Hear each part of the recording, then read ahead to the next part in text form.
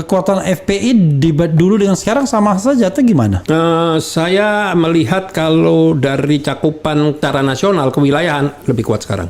Saya kalau boleh mencoba menganalisa dari hasil-hasil rapat kita, 3 partai yang bergabung pun itu menurut saya dalamnya sudah keropos. I see. Sudah lari sebagian, sudah ke Anies dan lain sebagainya. Oh, 3 partai yang bergabung ke Prabowo. Iya, kurang lebih. Ini menurut saya. PAN, Golkar, dan PKB. PKB menurut saya. Kenapa saya bilang begitu? Nah, sekarang pertanyaan, kalau harus dijumlas, iya kan? Saya masih yakin jauh lebih besar loyalis Habib Rizik dengan sisa-sisa partai yang bergabung. Kalau bisa menghadirkan 13-11 juta di Monas, itu kan orang yang datang 1 orang. Iya. Kalau kali 4 sudah berapa? Iya. Jadi kalau 20 juta aja bagi saya tidak terlalu berlebihan gitu lah. Nah, boleh dibuktikan. Sekarang boleh dibantah, tapi ayo dibuktikan nanti di 2024.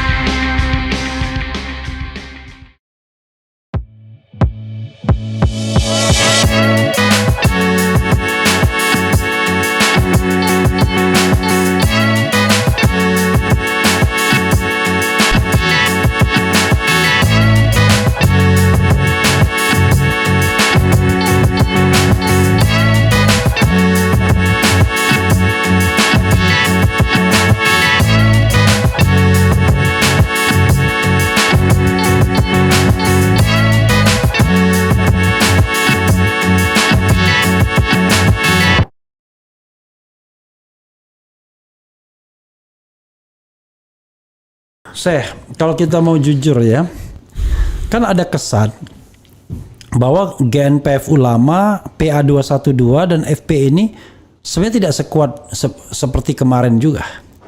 Bahkan kemarin tuh ada yang mengatakan itu kan karena ada gelombang lain yang membuat kemudian gelombang itu menjadi besar ya, 212 itu.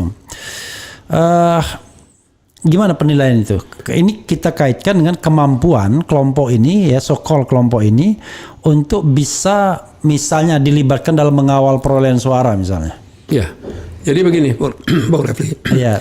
Kalau saat-saat itu aparat tidak serepresif sekarang. Kalau kita bicara untuk aksi-aksi di lapangan. Ya. Tapi kalau yang namanya loyalitas tidak ada berubah. I see. Tidak ada berubah. Saya bukannya bicara tinggi, tidak. Buktikan saja. Ada nggak dari kita yang sudah benar-benar membelot, menyimpang atau menyeberang jauh? Insya Allah nggak ada sampai hari ini. Ya, satu dua tokoh mungkin ya. 1-2 tokoh yang memang nggak punya masalah, kurang lebih biar aja lah kita lepas saja. Tapi secara organisasi tetap solid ya. Alhamdulillah. Oke, misalnya kalau saya tunjuk. Kekuatan FPI dulu dengan sekarang sama saja atau gimana? Saya melihat kalau dari cakupan secara nasional kewilayahan lebih kuat sekarang. Ya, kita nggak bicara tentang organisasi terlarang ya saudara sekalian, karena Front Persaudaraan Islam itu resmi ya, sudah dideklarasikan, diakte notariskan, tetapi memang memilih untuk tidak mendaftar di kementerian karena memang ya tadi tidak mau menjadi terdaftar karena ada masalah-masalah sosial politik kan. Betul. Oke. Jadi kalau seandainya misalnya kelompok ini dilibatkan ya, let's say misalnya oleh kelompok tertentu, menurut saya akan signifikan. Jadi begini, kalau boleh bicara agak arogan sedikit ya. Kita akan melihat seperti apa ya Ya, bagi saya sangat naif sekali lah 2024 ini ya. Sebentar lari ke sana, sebentar buat koalisi namanya ini, sebentar berangkat ke sana, tahu-tahu lari lagi ke Prabowo bergabung segala.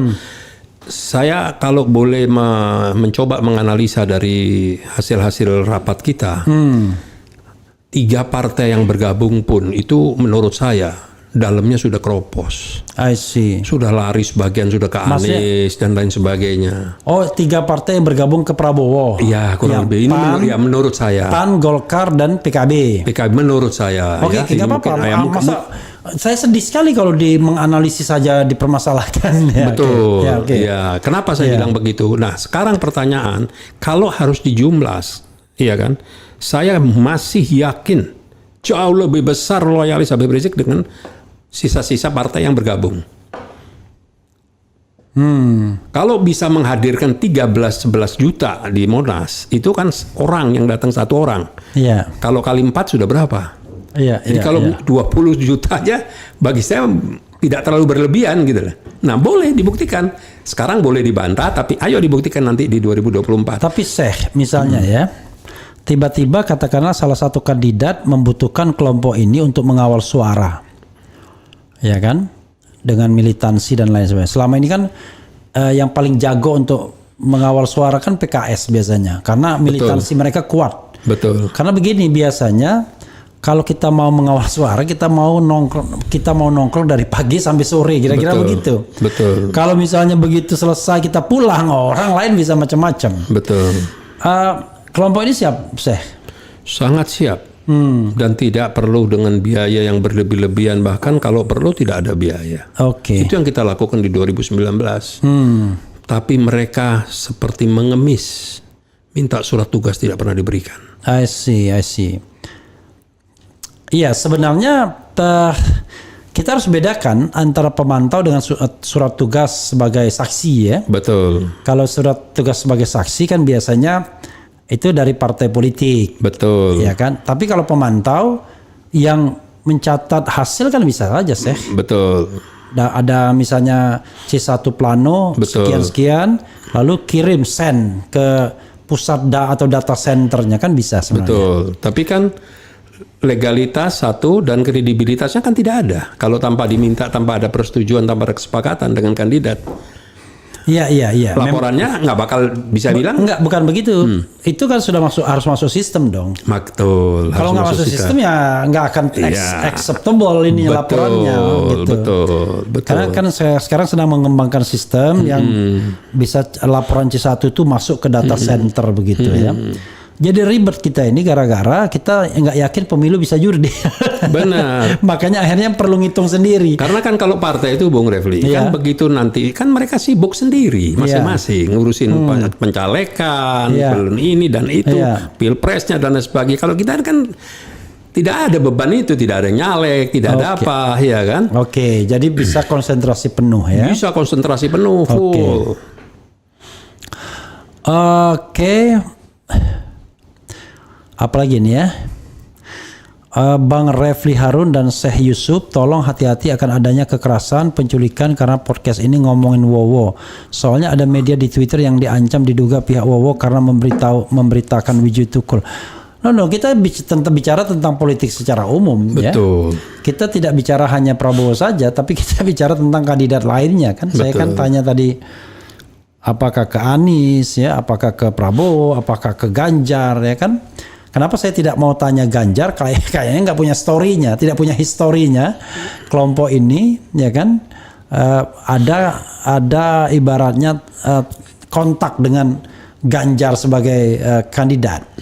Kalau dengan Prabowo, paling tidak ada historinya, ada story-nya. Dengan Anies belum ada story-nya juga, ada historinya Pilkada 2016. Jadi kalau kita membicarakan lebih banyak porsinya kepada Anies dan Prabowo ya wajar kan sebenarnya. Iya benar. Atau jangan-jangan kelompok ini berpikir juga untuk dukung Ganjar. Belum, nggak ada pikiran ke situ. jadi yang kita bicarakan, yang kita sampaikan itu kan adalah semuanya adalah true story. Satu, yang kedua adanya isu-isu yang memang keluar. Kalau 1, 2 mungkin kita tidak tanggapi. Makanya tadi waktu pembukaan saya, kenapa kok tidak Prabowo sendiri yang mengkonter omongan Grace? Karena selesai clear, kita udah nggak perlu lagi berkomentar, tidak perlu bantah. Dia takut. Karena yang dirugikan beliau sendiri. Ya, tapi dia kalau dia bantah PSI, jangan-jangan mikir dia, waduh nanti istana nyoret dia. Dan berbisa ini lidah ini. Ini berbisa, bukan bilang kelompok intoleran, bukan. Dalam kurung Islam. Ya nanti kita lihat lagi ya, memang. Tapi begini juga, Syekh ya. Saya terus, kita kan kalau gaya bahasa itu ada pars pro toto, totem pro parte. Kita menyebut umat Islam, tapi untuk organisasi-organisasi tertentu kan. Demikian juga kalau kita menyebut organisasi tertentu, kita nggak bisa bedakan dengan umat Islamnya, ya. Menyebut sebagian tapi untuk mewakili yang banyak. Nah, itu namanya pars pro toto kalau nggak salah. Atau terbalik saya. Pokoknya intilah ini gaya bahasa. Nah, persoalannya adalah orang kan akan selalu mengatakan, ya itu kan kelompoknya Syekh Yusuf saja, masa diidentikan dengan Islam? Kan Islam banyak tuh, ada yang juga di Jokowi, ada yang juga di Ganjar, ada juga di mana-mana begitu. Justru pendukungnya Prabowo banyak yang bukan dari kita. Kiai ulama-ulama, Kiai Maksum almarhum itu datang dari Situbondo, nggak ada kaitannya sama kita. Punya kedekatan dengan Pak Prabowo, sangat dekat sekali. Banyak. Maksudnya? Iya, jadi bukan hanya kita yang mendukung ulama itu, yang mendukung Pak Prabowo saat itu bukan kita saja. I see. Jadi nggak bisa dibilang kita ini intoleransi dan lain sebagainya, nggak berarti semua dong intoleransi umat Islam. Oke. Nggak boleh dong digeneralisasi gitu ya kan? Ya, oke. Jadi sebenarnya jangan hanya dilihat FPI, GNPF Ulama dan PA212-nya saja. Betul. Karena ada juga kiai-kiai lain, kelompok-kelompok Islam lain yang mendukung. Betul. Bahkan secara perseorangan kita ingat Adi Hidayat. Betul. Waktu itu. Kemudian Adi Hidayat, Abdullah Ustaz Abdul Somad, kemudian Abdullah Jimnasyar ya kan, Agim dan lain sebagainya. Lah terus siapa yang mau mendukung? Jadi maaf aja ini, minoritas tuh jangan over gitu loh. Oke. Ya kan kalau di mana-mana Islam itu sebagai mayoritas, minoritas selalu aman. Minoritas punya kekuatan sedikit aja seperti sekarang, tingkah lakunya over. Oke. Penistaan dan lain sebagainya. Kenapa kalau saya bilang, Prof?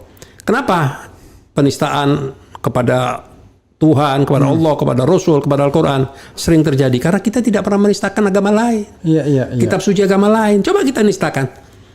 Iya. Jadi apa negara ini kan saling balas membalas. Iya. Nggak pernah kita sama sekali kan. Mereka berambisi terus memojokkan. Nah, si kandidat-kandidat ini menikmati juga. Maksudnya cukup dong, sudah 2 kali maju misal, ya kan, maju capres, kedua sudah pejabat. Maksudnya kan lebih kenegarawanannya kan mesti ditunjukkan kan. Iya. Itu. Kita berharap dari semua tokoh-tokoh partai, khususnya ketua umum partai, jangan melenggang, tidak melihat ke belakang. Kita ini tahu mereka ini tersandera semua. Iya. Jadi seolah-olah mereka itu takut, salah, tersandera punya kasus lah. Pertanyaan saya, yang nyandera siapa? Yang nyandera ini putih seperti kain kafan, nggak punya kasus, nggak punya masalah, kan bodoh. Iya. Maksudnya kan bisa diangkat juga kalau memang mau membenahi negara ini gitu lah. Iya. Mau memberantas korupsi, mau memberantas ini, ya kan. Artinya supremasi hukum ditegakkan dan lain sebagainya, kan mereka kalau bergabung kalau mau politik saling sandra, ya yang disandra dan yang menyandra belum tentu kalau mereka semua parlemennya bersatu. Iya kan, tapi nggak punya nyali. Oke. Kita jadi sliding udah ketakutannya berlebihan. Makanya kalau punya kasus jangan jadi ketua umum. Iya kan masih banyak kader yang lain, masa satu partai aja digadein tergantung satu ketua umum.